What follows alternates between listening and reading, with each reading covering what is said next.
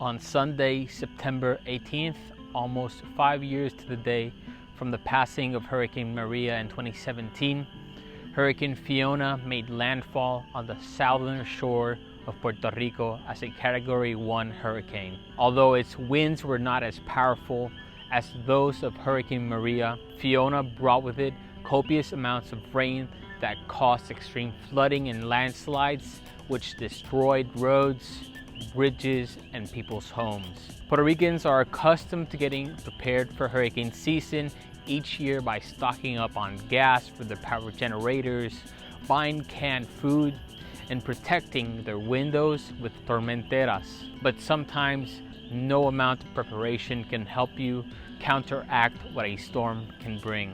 By the afternoon of the day that Fiona hit, 100% of Puerto Rico was without electricity, and later a large portion of residents slowly lost water as well, a problem that wasn't as prevalent during Hurricane Maria. Luckily, even though some communication towers did fail, for the most part people were able to communicate and connect to their family members to make sure they were safe. Many used social media to share photos and videos of the damages being done in their neighborhoods, but other people who were stuck inside their quickly flooding homes frantically begged to be rescued. Municipalities such as Salinas, Calle, Naranjito, Toa Baja, Ponce, Lajas, and many more were some of the most affected by the direct impact of the winds and rain of Hurricane Fiona, but the after effects perpetuated across the whole island. Hospitals without electricity had to operate using power generators, which consumed vast amount of costly fuel. Business owners also had this problem, which increased their cost of operating even further during a time in which inflation has considerably increased the cost of goods and services. Farmers lost all, if not all, of their crops due to the strong winds. Homes were burned to ashes, and people lost their lives due to the fires provoked by their failing or mismanaged power generators. Several days after Hurricane Fiona, and still most people did not have either electricity, water, or both. Refrigerators had to be emptied because the groceries started going bad due to the lack of electricity, and some even had to throw away their appliances altogether because the power outages had damaged them. And even when electricity did come back, people were afraid to buy groceries, fearing that the frail electrical system would fail again at any moment.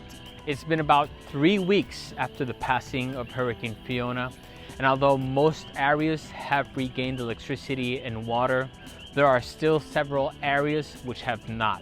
Some of these communities are located on the south side of Puerto Rico, an area which has not only received direct impact from Hurricane Fiona, but that has also been hit by several powerful earthquakes in the beginning of 2020, right before and during the pandemic. For example, I personally visited a community in Yauco which were forced to evacuate their homes because they suffered structural damage after the 2020 earthquakes and are now living in temporary structures made with donated wood.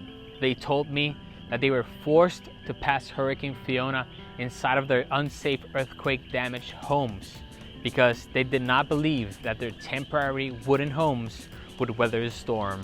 I also visited another community in Lajas which saw its streets flooded and filled with debris and mud because of a creek that passes right through it. And I can assure you that like these communities, there are many more around the island that to this day suffer from the aftermath of these natural disasters.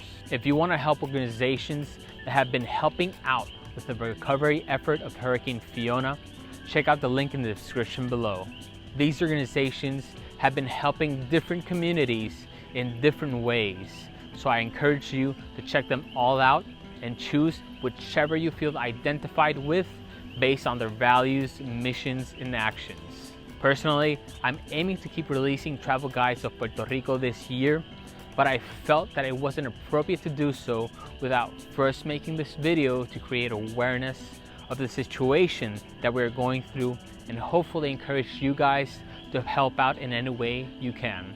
If you want to see some of the photos of the aftermath of Hurricane Fiona, check out my Instagram at Bricks Travel Guides, where I also shared how some of the attractions that I featured on my travel guides looked before and after Hurricane Fiona. So that's it for now. Make sure to like and share this video to spread more awareness, and click the link in the description below to support nonprofit organizations helping with the recovery effort. Finally, subscribe to the channel if you'd like to see more videos that'll help you explore the common and uncommon parts of Puerto Rico. Thank you guys so much for watching, and see ya in the next one.